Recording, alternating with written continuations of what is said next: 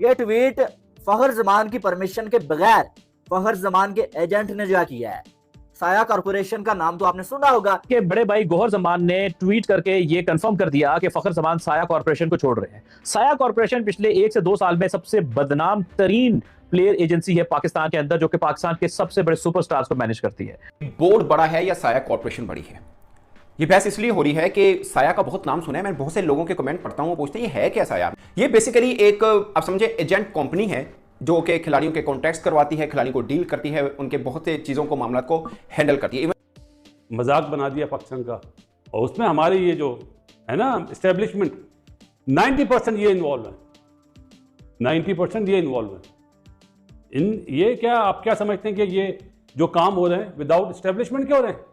फखर जमान का जो ट्विटर का अकाउंट है, जिसको आप एक्स बोलते हैं, उसका जो अकाउंट है उसको यूज करते हुए एक एजेंट ने बाबर आजम के हक में जो ट्वीट किया और फखर जमान से कोई परमिशन नहीं ली गई। साया कॉर्पोरेशन को पिछले साल कंट्रोवर्सी बनी जब ये खबर आउट हुई कि साया कॉर्पोरेशन के अंदर 8 प्लेयर्स हैं और उन्हीं की मनमानी चलती है, ये सारे सुपरस्टार्स उसके अंडर हैं, और इंजमामुल हक जो उस वक्त के चीफ सिलेक्टर थे वो भी साया कॉर्पोरेशन के साथ मुंसलिक रहे हैं या मुंसलिक हैं, और उनका ये ओहदा है। जिन्होंने मुल्क बेचा है उनके पीछे क्रिकेट बोर्ड हाथ जोड़ के कहता है कि हमारे लिए वर्ल्ड कप खेल लो, और सोने पे सुहागा मुझे फखर जमान से ज्यादा मैसेज आमिर के ऊपर आए हुए हैं कि आमिर क्यों सिलेक्ट नहीं हुआ। और कोई शर्म करो, कोई हया करो। फखर जमान के हवाले से भी उनके भाई की पहले ट्वीट आई कि जो ट्वीट की गई है वो बेसिकली उन्होंने नहीं की थी, इनडायरेक्टली वो कहना चाह रहे थे कि साया ने की है। बाद में फखर जमान के अकाउंट से इनकी परमिशन के बगैर ट्वीट किया गया होगा बाबर आजम के कहने पे, और बाद में जब रिएक्शन आया बड़ा सख्त किस्म का पीसीबी की जानब से, बाकी खिलाड़ियों ने इनकार कर दिया होगा। जी हाँ दोस्तों, वीडियो के शुरू में आपने देख लिया, आगे चलकर मुकम्मल तफसील से वीडियो देख सकते हैं। फखर जमान को दौरा ऑस्ट्रेलिया और जिम्बाब्वे के लिए टीम से ड्रॉप कर दिया है। वजह क्या बनी? मीडिया का कहना है इसने जो पीसीबी के खिलाफ और बाबर आजम के हक में जो ट्वीट किया था इसलिए ड्रॉप किया गया है। मगर फखर जमान के भाई का कहना है वो ट्वीट साया कंपनी की तरफ से किया गया था, फखर जमान ने वो ट्वीट नहीं की थी। फखर जमान के बारे में पाकिस्तानी मीडिया क्या बात कर रहा है जानते हैं इस वीडियो में, चलते हैं वीडियो की जानब। जमान ने ट्वीट करके ये कंफर्म कर दिया कि फखर जमान साया कॉर्पोरेशन को छोड़ रहे हैं। साया कॉर्पोरेशन पिछले 1 से 2 साल में सबसे बदनाम तरीन प्लेयर एजेंसी है पाकिस्तान के अंदर, जो कि पाकिस्तान के सबसे बड़े सुपरस्टार्स को मैनेज करती है।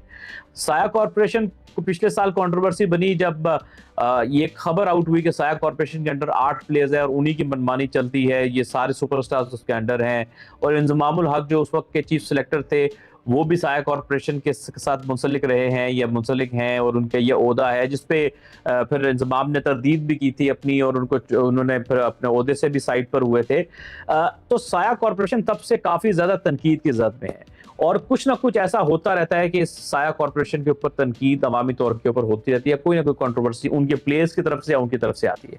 अभी सबसे बड़ी कंट्रोवर्सी ये आ रही है कि फखर जमान के हवाले से कहा जा रहा है कि उन्होंने कहा ही नहीं था ये ट्वीट करने के लिए, और ये साया कॉर्पोरेशन ने अपनी तरफ से फखर जमान के ट्विटर हैंडलर से ट्वीट किया, जिससे फखर जमान जो है वो नाराज दिखाई दिए, क्योंकि फखर जमान की तरफ से तो ट्वीट हो गया लेकिन बाबर आजम की तरफ से कोई जवाबी ट्वीट नहीं आया उनकी हमदर्दी के लिए। यानी फखर अगर उस ट्वीट को ठीक मान लें तो फखर ने जिसके लिए ट्वीट कर दिया, जिसके सपोर्ट के लिए, तो फखर बाहर हो गया, बाबर चुप करके टीम के अंदर है। यानी फिर दोस्त दोस्त ना रहा, यार यार ना रहा, तो फिर बाबर को भी एक सपोर्ट का ट्वीट करना चाहिए था। और यार क्या ऐसा गुनाह कर दिया फखर ने? मैं गुनाह गिनवाऊं पाकिस्तानियों के जिस पे छुरी चलानी होती है? असल में फखर का मसला ये नहीं है। फखर ने बेसिकली वो उस्मान वाला से पंगा ले लिया था ना, बड़े बादशाह से पंगा ले लिया था, उसी दिन तय हो गया था ट्वीट से बहुत पहले कि इसको निकालना है। बट ना डिसिप्लिन की अगर आप बात करेंगे तो डिसिप्लिन में तो बाबर आजम ने बीइंग कैप्टन जो डिसिप्लिन की खिलाफ वर्जियां की हैं, जो कि फेवरेटिज्म और बाकी चीजें की, वो ये प्रूव है। ये कोई हालांकि मेरा फेवरेट प्लेयर है लेकिन ये है, तो फिर तो वो पहले बाहर होता था कप्तानी छोड़ के। शाहीन अफरीदी के डिसिप्लिन की मिसाल रहे, प्रॉब्लम रही बीच में, तो वो तो उसका तो बड़ा प्रॉब्लम है, वो तो सबसे पहले बाहर होता। डिसिप्लिन के ऊपर आपकी आधी टीम नहीं होती। फिर उन्होंने कहा, मोहसिन नकवी साहब ने कहा जी फिटनेस मेन प्रॉब्लम है, ट्वीट भी इतना मसला नहीं था। मैं आपको एक्सक्लूसिव खबर दे रहा हूं कि पाकिस्तान क्रिकेट टीम के आधे से ज्यादा प्लेयर्स जो इनका फिटनेस टेस्ट फेल था, तो फिर वो कैसे टीम के अंदर है? हमारे जो सुपरस्टार्स यानी कि जो स्टार परफॉर्मर अभी इंग्लैंड के खिलाफ नुमान अली और जाहिद महमूद साजिद है ना, नुमान और जाहिद दोनों जो टीम के अंदर थे, इनका फिटनेस टेस्ट फेल था। इन्होंने फिर भी वापस बुलाकर खिलाया, क्योंकि जो आपका फिटनेस लेने का तरीका है वो और है, लेकिन आपको इन प्लेयर की जरूरत थी। उन्होंने आपको प्रूव कर दिया आपका फिटनेस लेने का तरीका जो भी है, हम मैच फिट हैं, उन्होंने आपको मैच जितवा के दे दिए। तो आपकी ये फिटनेस का जो ये क्राइटेरिया गलत है, आपको इसको तब्दील करना पड़ेगा। तो अगर फिटनेस में आप इतने सख्त हैं तो फिर तो जैसे भी आप जीते हारे, फिर तो नुमान और जाहिद पहले स्क्वाड में ही ना आते। खेलना और परफॉर्म करना तो बात की बात है। तो मैं आपको यही बता रहा हूं कि ये जिसको टारगेट करना चाहते हैं ये इसको टारगेट करते हैं। हर जमान के जो भाई हैं गोहर खान, उन्होंने जो है वो ये जो ट्वीट है ना, इससे ये कह दिया कि फखर जमान का कोई ताल्लुक नहीं है। ये ट्वीट फखर जमान की परमिशन के बगैर फखर जमान के एजेंट ने जो है किया है। साया कॉरपोरेशन का नाम तो आपने सुना होगा, एक एजेंसी जो बाबर आजम, फखर जमान और इनके जैसे काफी सारे पाकिस्तानी प्लेयर्स को जो है हैंडल करती है। उनके जो है वो सोशल अकाउंट्स को भी वही हैंडल करते हैं।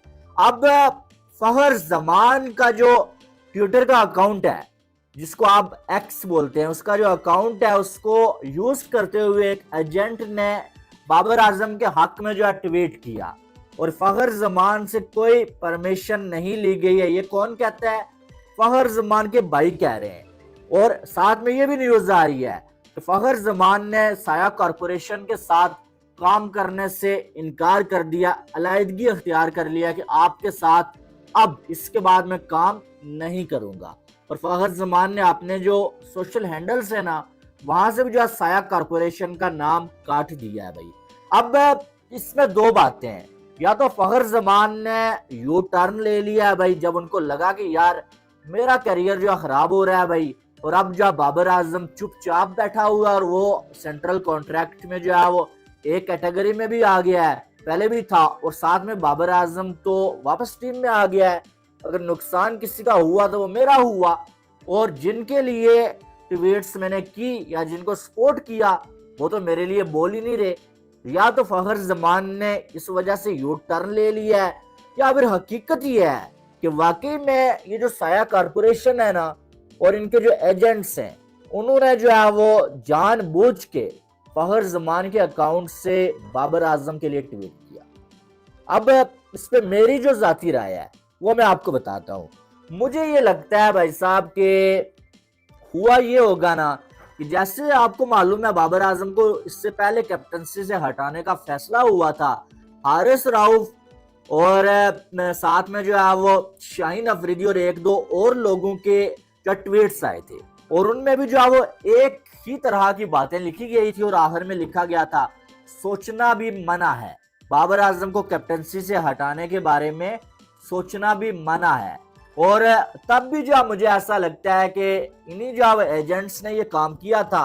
और अब जो वो ऐसा ही हुआ, जब बाबर आजम को जो ड्रॉप किया गया ना, शायद कोई डील हुई कि यार सारे जो इस एजेंसी के जो है वो अंडर है खिलाड़ी, या जो एजेंसी ये एजेंसी जिन खिलाड़ियों को जो वो हैंडल करती है, वो सारे खिलाड़ी बाबर आजम की सपोर्ट में ट्वीट करेंगे। और फिर क्या हुआ होगा, फखर जमान के अकाउंट से इनकी परमिशन के बगैर ट्वीट किया गया होगा बाबर आजम के कहने पे, और बाद में जब रिएक्शन आया बड़ा सख्त किस्म का पीसीबी की जानब से, बाकी खिलाड़ियों ने इनकार कर दिया होगा, यार खबरदार कि हमारे अकाउंट से आपने कोई ऐसा ट्वीट किया, और बाकी के किसी अकाउंट से ट्वीट आया ही नहीं। जी हाँ दोस्तों, ये थी अब तक की मालूमात जो मैंने आपके साथ शेयर की है। वीडियो कैसी लगी अपनी राय के साथ कमेंट बॉक्स में ज़रूर करें। वीडियो को लाइक करें और चैनल को सब्सक्राइब करें ताकि इस तरह की इन्फॉर्मेटिव वीडियो अब तक बर वक्त पहुँच रहे। जैसे कोई नई मालूमात है तो मैं आपके साथ ज़रूर शेयर करूँगा। नेक्स्ट वीडियो तक दीजिए इजाज़त। अल्लाह हाफिज़।